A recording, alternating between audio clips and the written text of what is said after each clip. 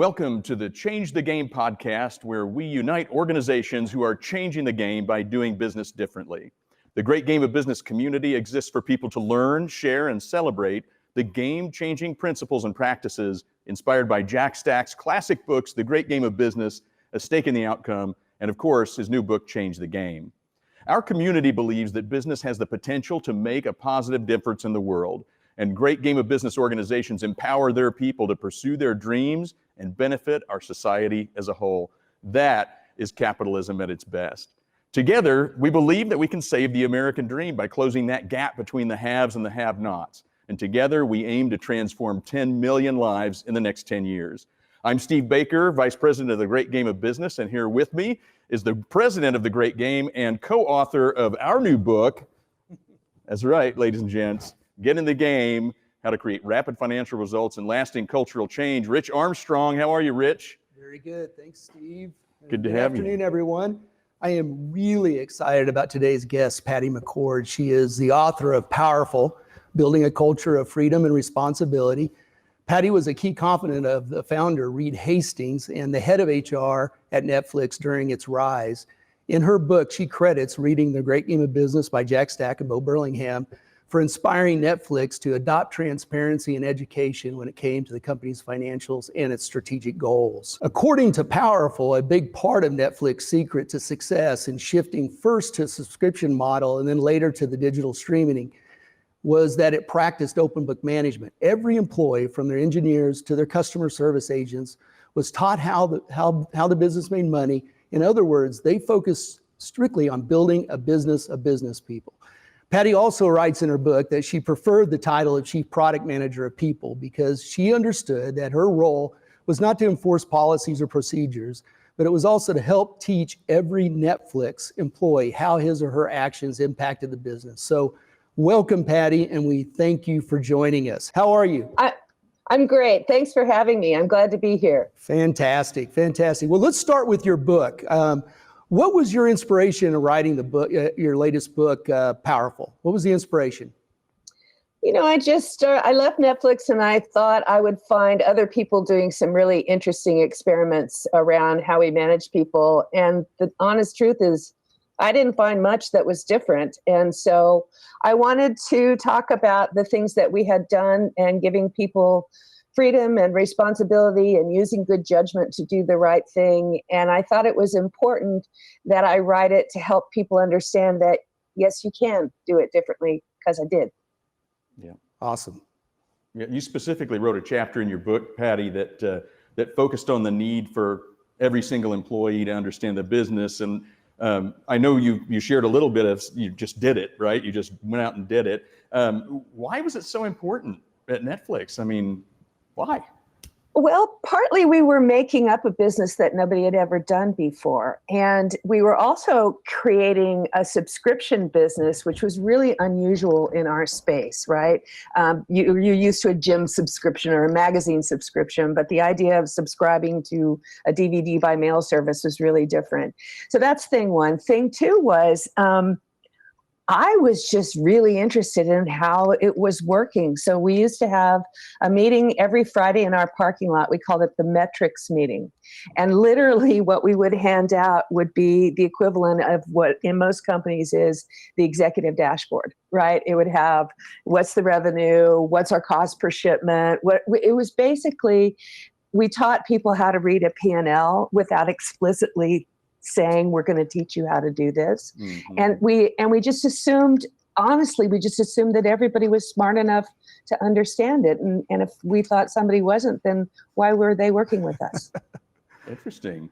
Now, that begs a question, a little further deep dive. Did you ever do any formal financial literacy training, or was it just the informalness of those kind of parking lot huddles?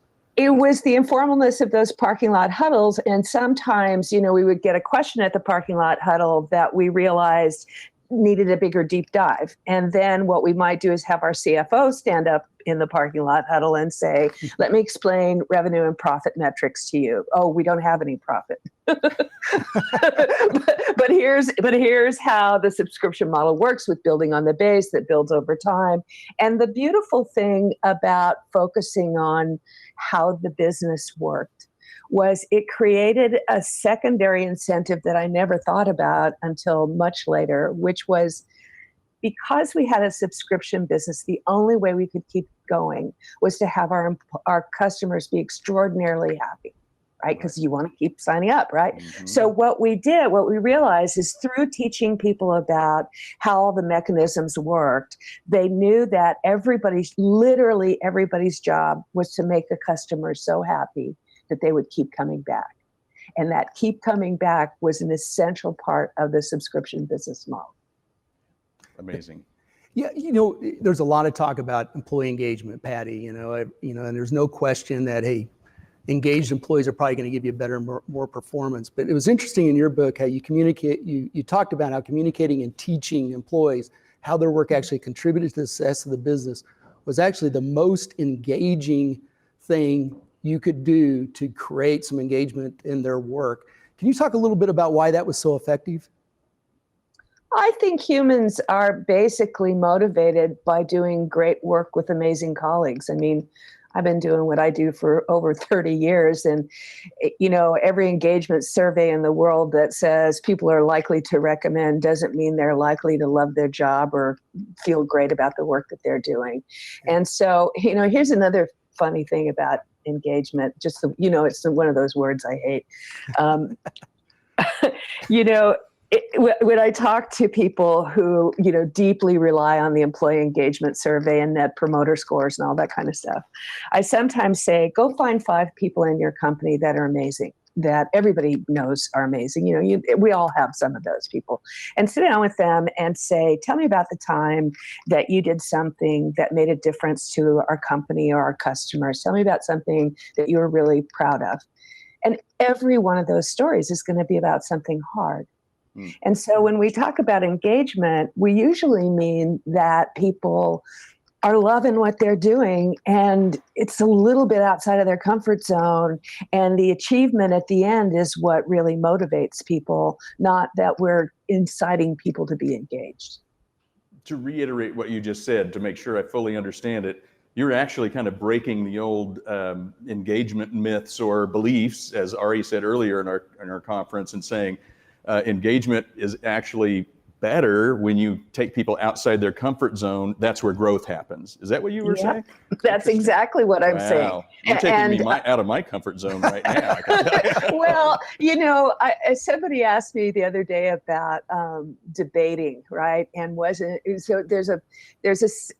part of the Netflix culture that's about debate vigorously in order for a great customer experience, right? Mm-hmm. And if you're debating on behalf of that customer experience, you can do a lot of stuff. And somebody said to me the other day, wasn't that really uncomfortable? I'm like, oh God, I love nothing better than being in a meeting where somebody changes my mind. Wow. Right? It's like, oh, you're right. Yeah. That is powerful. Yeah. I mean, that intellectual stimulation is I think what really motivates people. And that's why I think the underpinnings of, if you really know what your role is in the organization, you really know how the machine works, then you get this sense of pride because you know what you contribute. And in your case, at Netflix, the culture of trust that's developed, because there are so few rules, it's really more, as I think you told us, context. Mm-hmm. The idea is the more I'm trusted, the more I have a chance to be trusted. It feeds itself, which is really counterintuitive for most business people. Yeah, it was for me too, to be fair. I mean, there was this like little actual VP of HR on my left shoulder, and on my right shoulder was the person who worked for an engineer who always said, why? And, every time we would break a rule or try something, tell people something that nobody else would say, we would say to them, look, we think you're smart. We think you understand what we're trying to do. We think you guys are all high performers. So if this is a secret, we expect you to keep it. Mm-hmm. And it just turned out that's empowerment, right? That's when you say to people, I trust you to do the right thing for the company. And then they do. And that, I mean, it's much better than waving that magic wand and saying you're empowered. Right. Than you beat someone with. Right. That's right. Right. Well, you know, I always say that the reason why we have to go around empowering people is because we took it all away. Yep. Right. So true. It's all those rules and all the people that you have to ask permission from and all the approvals that you have to get and all the guidelines that you have to follow, you know, so that we protect ourselves from that 2% of people who aren't going to do the right thing. Mm-hmm. And, you know, one of the sayings we used to have at Netflix was, I would say it this way. I'd say, you know, when you're talking to somebody and there's kind of this bubble over their head and you think to yourself, this person is clueless. Close your eyes and count to 10 and say, Yeah, that may actually be true. Uh-huh. Right? They just don't know, right? And when you do that and you say, I'm talking to a smart person who does great work and cares about the company, and they appear to not know what at all they're talking about, then I can say to them, that's an interesting perspective. What leads you to believe that's true? And then you can understand where they're coming from and you realize, oh, they don't have the full picture because they just don't know. And then it's our responsibility as leaders to provide that context. All the time, all the time. I mean, it's just how we managed over time. You know, this, and the way we came up with managing at Netflix, we didn't decide one morning when we woke up. If anybody's read the Netflix culture deck, that took us 10 years to write. Years. And so what we did was we would experiment, and then, you know, if the world didn't fall apart, then that would embolden us to experiment more. But I will say that the boldest things I ever did, or we ever did as an executive team, wasn't necessarily to do things, invent things. It was mostly around just stopping doing things that didn't matter. Yeah. Right. Replacing that, for example, you have to get approval from finance to expend X number of dollars. Mm-hmm. Instead of teaching people, here's how the business works. Here's what our budgetary constraints are. Here's where, you know, here's the profit percentage. Here's our fixed costs. Here's all. So make your decisions, do good judgment, make your spending decisions within the context of those parameters. Mm-hmm. And smart people can do that. Yeah. So true. For sure. What are your thoughts about engaging so-called millennials like Steve? Can you hear me? Say that again. Patty? I'm sorry. What are your thoughts about engaging so-called millennials like Steve Baker over here? I don't buy it. Yeah. I just don't buy the whole millennial thing. I mean, come on, guys. You were a millennial. I was a millennial. We're not anymore, but we were once early in our career. And what do you want when you're 20-something and starting in your career? Everything. When do you want it? Now. Yep. So it's like, it's just called, you know, starting out, right? And I'm more in favor of talking about maturity and judgment. So I have met and know many, many hardworking, really smart, dedicated, terrific 20-something-year-old employees. And I know a bunch of lazy, yeah, you know, not very mature 45-year-olds. So it's a matter of, I think that it's perfectly reasonable for us to look at employees in terms of where they are in their career and what they come into the business with, right? Mm-hmm. And I've found for me that I've learned so much about, you know, I've learned everything I know about social networking from young people, including my own millennial children, right? Who are, by the way, the term millennial's kind of old, passé now, because my millennial children are in their 30s now. So, Gotcha. Yeah, Gotcha. You know, why have a grandchild now? He doesn't, you know, he's not taking a job for, you know, happy hour on Friday afternoon at 3. So there's no kegerator in kindergarten, is what you're saying. Well, you know, let's be realistic, bring it to now. You know, what he's pining for is an hour in his car alone because he's got a 1-year-old 24/7 working from home. Yeah. I think a lot of people are feeling that, Patty. Yeah, they are. If I could, let's delve into that, because I was at a conference last year. I mentioned it sometimes when I'm speaking, where I was on a panel with younger people and more diverse people than myself. And one of the things that came out was I brought up Ruby Payne and this framework for understanding poverty. I don't know if you're familiar with it, but there was a really contentious thing about, well, you can't put people in buckets like that. And then the whole millennial thing came out. If we just strip away all of the labels and we talk about the differences between people, I love how you put it. I know some pretty motivated young people. I know some pretty lazy older people. Can you just expound on that a little bit for us about how you tend to deal with it? And in this picture, and I know this is kind of a long rambling question, but bear with me.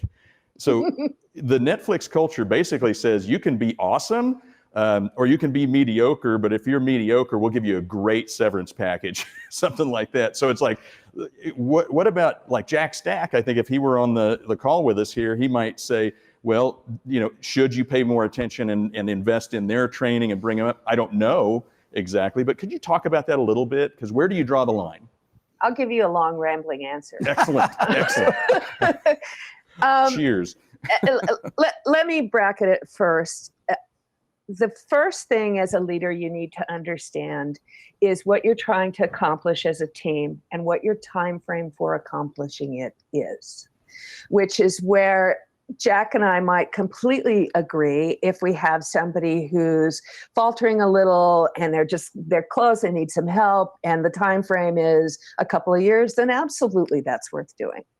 But if you say, I want my team to be exceptional, let's use a time frame, 6 months. By the end of the year, middle of next year, we're going to be awesome and amazing, right? Absolutely incredible. Then ask yourself, what would be occurring then that's not occurring now? Right?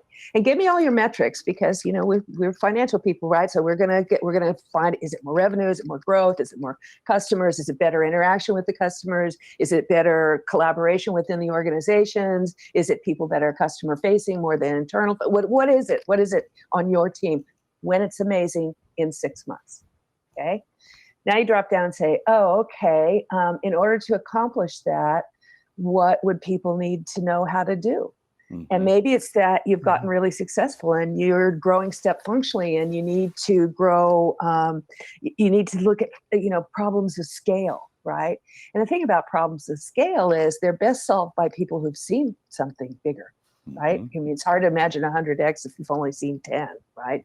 Okay, so now we think, okay, in 6 months we're going to need to have the capability of doing that. Then you drop down and say, what kind of skills and experience would it take for someone to have that ability in order to accomplish that in 6 months?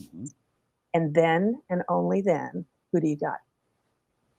So now you're saying, okay, and I'll give the Netflix story I tell around this is we had grown 30% quarter over quarter, 3 quarters in a row, compounded. I mean, wow. Okay, talk about that happy stuff, right? So we go into an executive meeting, and Reed wants to talk about, what if it goes to hell? He loves disaster planning. I'm like, what if we just talked about, like, what if it kept up? Right. Like, what if we kept doing it?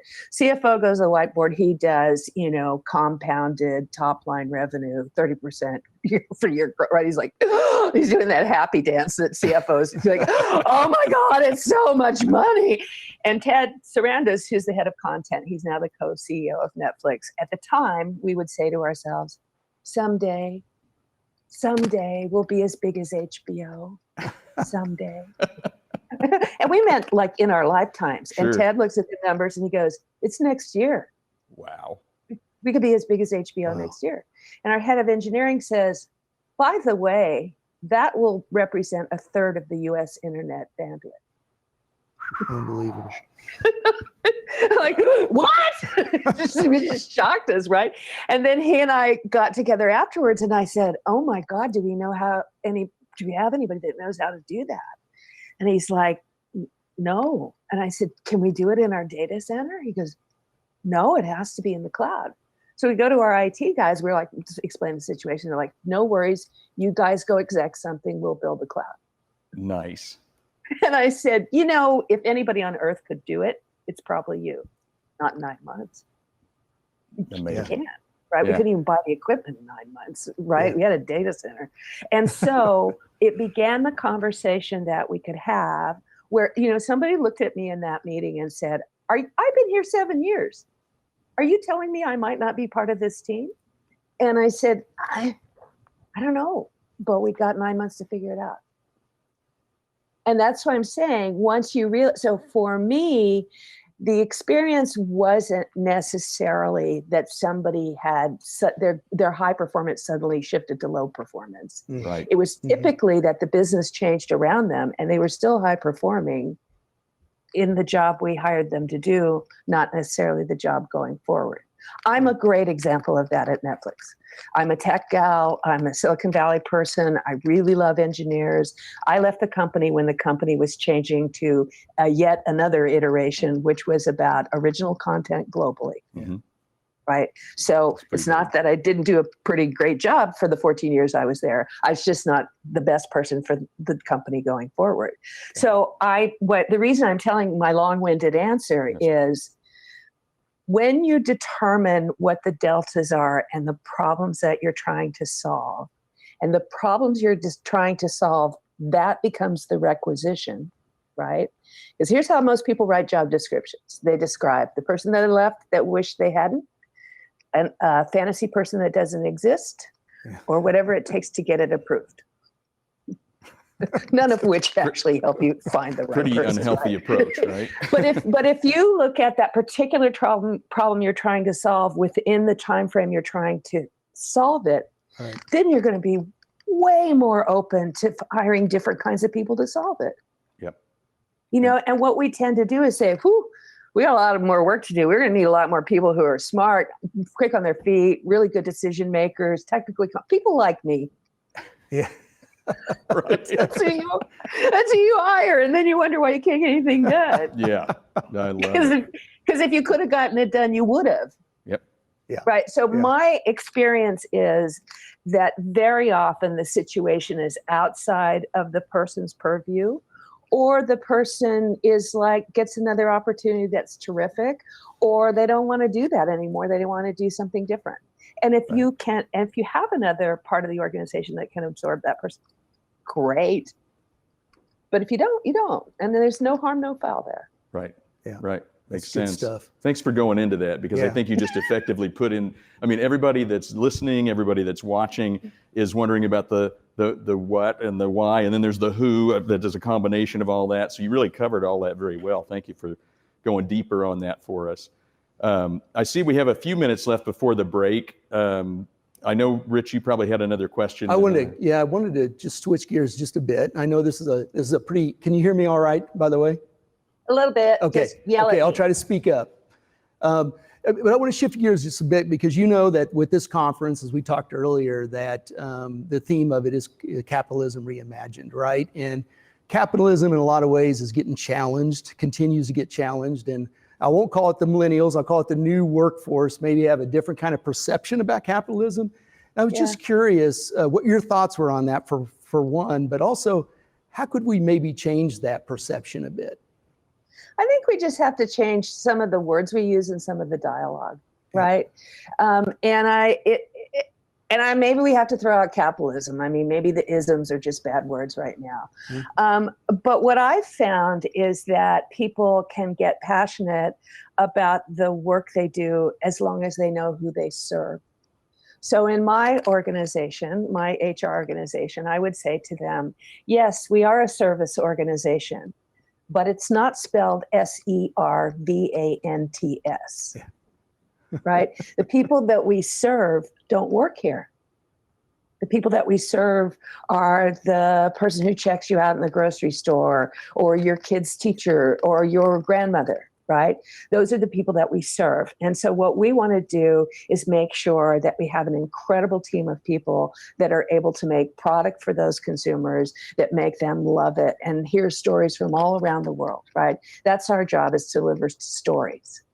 And so I think when we start talking to people about the work that we do, we have to talk about who we serve, right? Why we're there. And, capitalism exists to create goods and service that people want to exchange their hard-earned money for. And so as long as we respect that transaction, and the other part is, back to how we started this conversation, most people don't understand. That's right. True story. I'm interviewing this woman. This is back in the .com boom bust, 10 years ago. And I'm interviewing a woman. She's the VP of marketing at a very small startup that's going bust. And I said, help me understand how your business works. Help me understand some of the mechanics of your business model. And she says, well, I tell you one thing. I know that you can have revenue without profit, but not profit without revenue. It's like, yeah, you hit that one right on the head. But she didn't know. And that was the end. There wasn't like an extension. No, it's totally the end. But and she was a vice president. Now, it was a very small company and all that kind of stuff. But I mean, people go through enormous amounts of time in their careers before they understand how it works. Yep. So, what you guys are talking about, I'm just fully in favor of, because that's how people understand, right? I mean, I have millennial children too. My daughter was telling me the other day that billionaires were lizard brains. And I said, really, Reed and Patty are lizard brains? She's like, it is not fair that because I know you, that I actually come into contact with humans who are billionaires. Yeah. I would prefer to think about them in the complete abstract. Wow. Interesting. But that's part of it, right? I mean, part of it exactly. is that people aren't exposed to it. And if you have a company, if you're a leader of a company, it's really, really important that everyone in the company sees you being an adult, right, behaving in a way that's respectful of who you serve as customers. Yeah. Yeah. And so that conversation, if we just stay away from it's all about the money, which it's not. Mm-hmm. Yep. Yeah. I mean, it's just my experience that people like money, don't get me wrong. And, a lot of money will keep somebody longer than not a lot of money. Yeah. But I get it. Don't you? Yeah. You for your passion too. Yeah. Totally. Well, totally. I think it's interesting, Patty, that you are really, it sounds like what you're saying is that one part of the solution here to change that narrative is that you have to teach people the business, right? They have to understand the game that we're in. And it was kind of interesting when I was reading your book, you were talking about that when you first started to spread this idea of transparency and education through the company, that you had some executives that really had kind of a bias that, hey, these people don't want to know this information, or they probably wouldn't even get it, even if we taught them. Can you talk a little bit about that challenge? Oh, sure. There's always the MBA bias. Mm-hmm. Right. The only people that can understand this kind of complexity are the Stanford MBAs. I mean, right. That's, I was close to Stanford. And then, I would take my Stanford MBA executives and put them in front of a group of, say, call center reps and say, explain marketing to these guys. And they would be asked really great questions like, okay, fine. See, I mean, I think it's an inherent bias in any organization because that's the way it's always been. Yeah, for sure. And, we could say the same about women and minorities, and, we could have another whole podcast exactly, about right. all of that stuff. Exactly. Well, I do like the universal appeal of, what we're so passionate about, which is what you all have been talking about here in the last couple of minutes, is there is one universal thing, and that's understanding how money works. And those financials have been around for 500 years. Why don't we teach everybody this? But we don't. So, well, it's not just, I've done a lot of work recently with nonprofits. Mm-hmm. I mean, they have financials right. too. Absolutely. We're all subject to them. Patty McCord, thank you so much for joining us. Author of Powerful, Building a Culture of Freedom and Responsibility. Patty, you are amazing. Thanks so much. Thank you. Sure.